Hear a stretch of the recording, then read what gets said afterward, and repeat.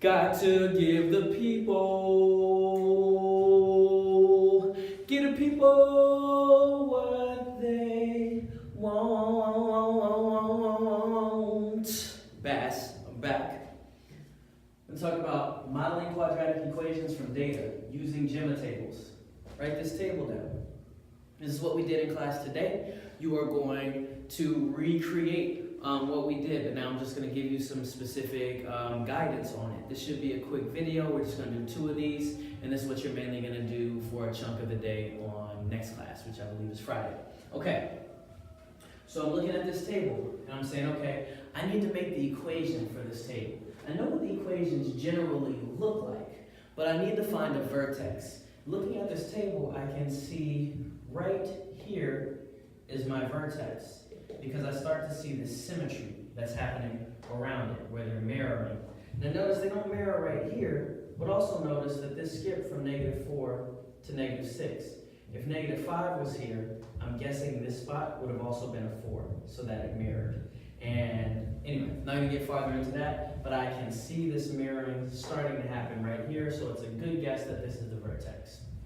Okay, so since I know this is the vertex, I'm gonna start building the equation from what I know about it. Well, I know the equation looks like I have something times x. And now, excuse me, this is a -3, so this will be +3 squared, and this is -4. I already have like 90% of my equation done. I just need to figure out, well, what number goes right here? That's my biggest issue, and I'm going to do that, I'm going to figure that out using a GEMA table. Let me be clear, there are other ways to do this besides using the GEMA table. The way that I'm going to show you is using the GEMA table. So let's create our GEMA table. Okay, and let's fill in stuff that we know. We know this is x, we know this goes +3, which makes x +3. We know this goes squared, which makes x +3 squared. We know this is times something, which I don't know, so I'm going to put a question mark right there. And it's going to be something times x +3 squared. And finally, we know that this is -4, which is something times x +3 squared -4. Let me double check to make sure that's right. Yep, it is. Okay, I'm going to fill in my vertex spot just to make sure that this works out correctly and I did it properly. This is x is -3. -3 plus 3 is 0. 0 squared is 0. 0 times whatever number I put here is going to be 0. And when I subtract 4, it's -4. So my vertex works. I'm looking pretty good.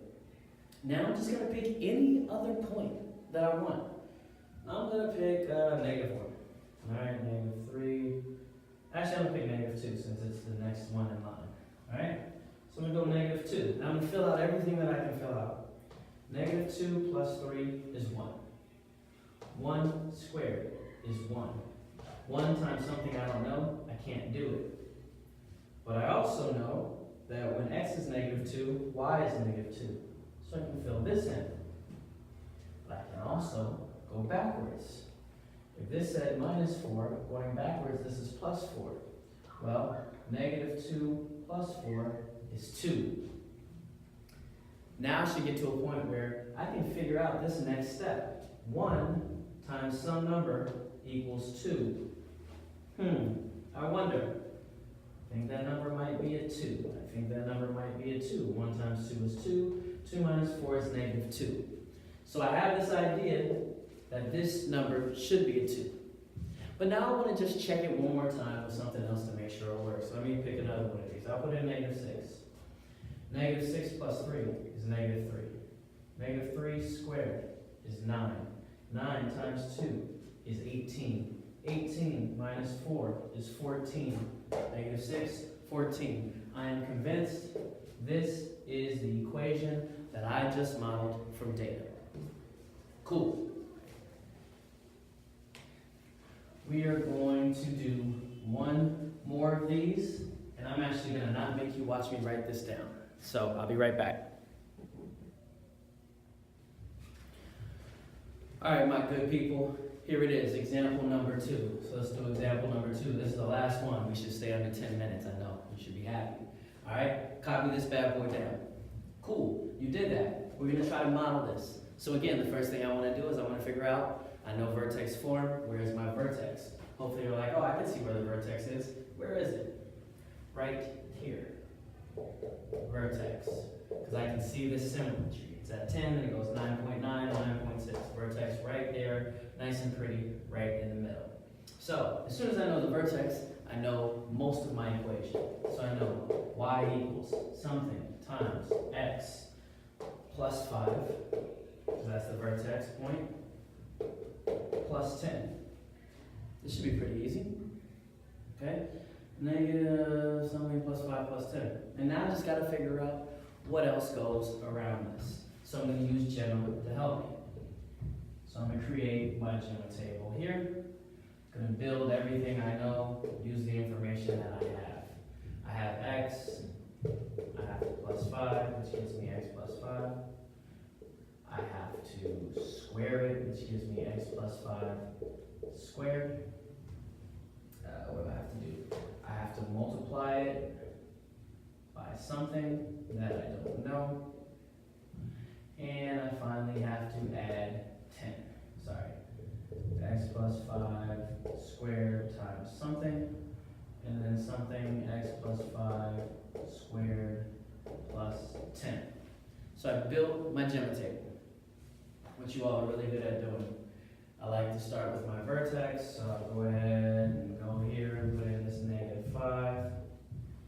And I'm going to say negative 5 plus 5 is 0, 0 squared is 0, 0 times whatever, doesn't matter what number, 0 times that number is 0, and 0 plus 10 is 10. Again, we got that row of zeros in my vertex right there, which is looking good. So I'm going to pick something else. This time I'll pick minus 3. So minus 3 right here. Okay? And start filling in each direction what I know. I also know that I should end up with 9.6. Alright, so let's see. Negative 3 plus 5 is, what's that? 2. 2 squared is 4. 4 times something, I don't know because I don't know what it's multiplied by. So I'm going to look at the other direction.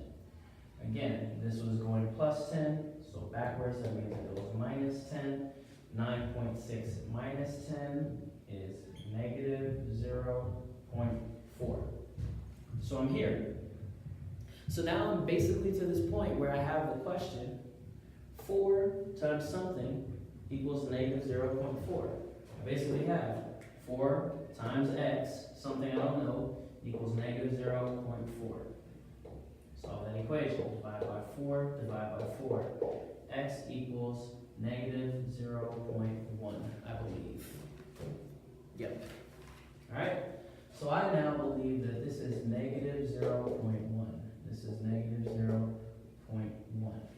Let's see if that is right.